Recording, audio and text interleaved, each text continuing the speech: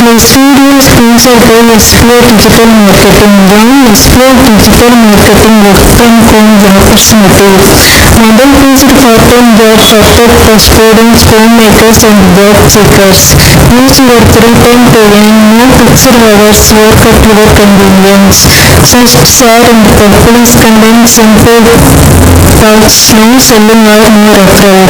Have a Facebook, Instagram or YouTube account? You are already eligible. Earn daily income with instant payouts. Start from day one. Send your name and qualifications in WhatsApp to 991410416 and get full details instantly. Skip பண்ணாதீங்க. பெரிய தப்பு. தினம் 300 ரூபாய் சம்பாதிக்க அரிய வாய்ப்பு. Instagram, Facebook பயன்படுத்த தெரிந்தால் போதும் content post and content publishing மூலமா தினம் 300 ரூபாய் சம்பாதிக்கலாம். இந்த வேலை செய்ய 5 நிமிடம் போதும். Work training support, group communication support, all language customer live chat support, முக்கியமா சொந்தமா ஒரு பிசினஸ் ஸ்டார்ட் பண்ற அளவுக்கு உங்களால கற்றுக்கொள்ளவும் முடியும், சம்பாதிக்கவும் முடியும். இந்த வேலை வாய்ப்பு வழங்குவது 5 வருடத்திற்கு மேல ரன் ஆகிட்டு இருக்க நம்ம தமிழ்நாட்டு company school of business organisation private limited. மேலும் விவரங்களுக்கு டிஸ்கிரிப்ஷன்ல கொடுத்திருக்க நம்பருக்கு வாட்ஸ்அப் பண்ணுங்க.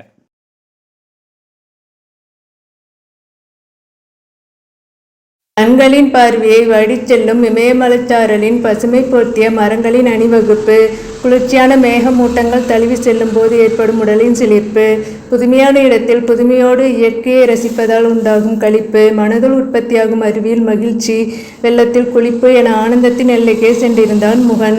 முகன் சியை சென்ற வாரம் தான் பிரமாண்ட செலவில் ஊரை பார்த்து பொறாமை கொள்ளும் வகையில் ஆடம்பரமாக திருமணம் செய்து பின் வடநாட்டிற்கு இணையுடன் சுற்றுலா சென்றிருந்தான். அவனுக்கு மலைத்தூரலில் நனைவதும் மலைச்சாரலை ரசிப்பதும் மிகவும் பிடிக்கும். இளம் மனைவியும் அவனது விருப்பத்துக்கு பிணக்கின்றி இணக்கம் சொல்ல வீட்டினருக்கு வணக்கம் சொன்னவன் இணையுடன் சொர்க்கத்தின் வாயிலை நோக்கிய பயணத்தின் முதல் படியாக விமானத்தில் ஏறினான். மலையோரம் செல்லும் நதியோரம் உள்ள ஒரு 5 நட்சத்திர ஹோட்டலில் ஒரு அறையை இணையத்தின் மூலம் பதிவு செய்து விட்டு சென்றவன் அங்கு சென்ற பின் இயற்கையின் உச்சத்தை மனைவியுடன் சேர்ந்து ரசித்தான். இன்ப வாழ்வை மிச்சம் வைக்காமல் ருசித்தான். உண்டார்கள், உறங்கினார்கள், சுற்றினார்கள், சுதந்திரமாக கட்டுப்பாடுகளின்றி இன்பத்தின் எச்சத்தை கைப்பற்றினார்கள். ஒரு வாரம் இன்ப சுற்றுலா வாழ்வில் பலருக்கும் கிடைக்காத பெரும் பேறு அவர்களுக்கு கிடைத்தது. அங்கு வந்து செல்பவர்கள் பலரும் இளம் வயதினர், புதுமண தம்பதியினர். இந்தியாவின் சுவிட்சர்லாந்து என பேஸ்புக்கில் அவ்விடத்தை படம் எடுத்து பதிவிட்டான். நீ அதிர்ஷ்டசாலி என பலரது கமெண்ட் ஒரே மாதிரி இருந்தது. அதற்கு மேலாக பூலோக சொர்க்கம் என மீண்டும் பதிவிட்டு பலரது தூக்கத்தை கெடுத்தான். சுற்றுலா நாட்களின் இறுதி நாளில் இன்னும் ஒரு வாரம் இருக்கலாம் என தோன்றியது. மேகக்கூட்டங்கள் அவ்விடத்தில் சூழ்ந்ததால் இருள் மொத்தமாக ஆக்கிரமித்து கொண்டது. இரவு முடியாமல் இருக்க வேண்டும் என நினைத்தேன். நினைத்தது நடந்துவிட்டது என பேஸ்புக்கில் பதிவு போட்டு பலரது வாழ்த்துக்களை பெற்றுக்கொண்டிருக்கும் போது திடீரென வானத்தில் இதுவரை கேட்டிராத இடியின் சத்தம் கேட்டது. காதுகளை கைகள் தானாக மூடின.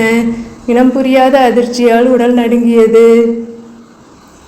மலை உச்சியில் மழை கொட்டியது என்பதை விட வானத்திலிருந்து பெரிய அருவி உருவாகி நீரை கொட்டியது. ஆகாய கங்கை இங்கே வந்ததோ என பேஸ்புக்கில் மறுபடியும் ஒரு பதிவு போட 5000 நண்பர்களும் லைக் போட்டது. ஆரம்பித்து 10 வருடங்களில் அதிக லைக் வாங்கிய பெருமை பதிவுக்கு வந்ததை எண்ணி இனம் புரியாத பயத்திலும் இன்புற்று மகிழ்ந்தான்.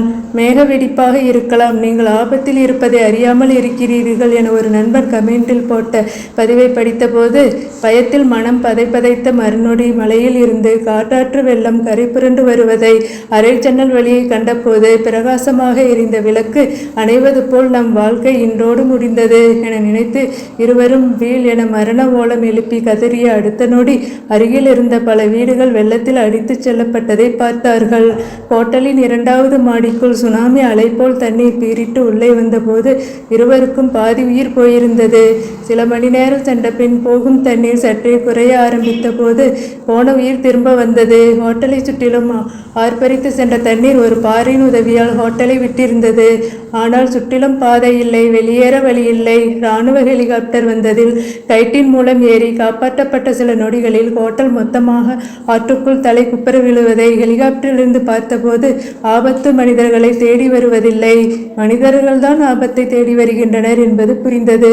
இனிமேல் இது போன்ற ஆபத்தான சுற்றுலா ஸ்தலங்களுக்கு இனி ஜென்மத்திற்கும் வரக்கூடாது என உறுதியாக முடிவு செய்தான் முகன்.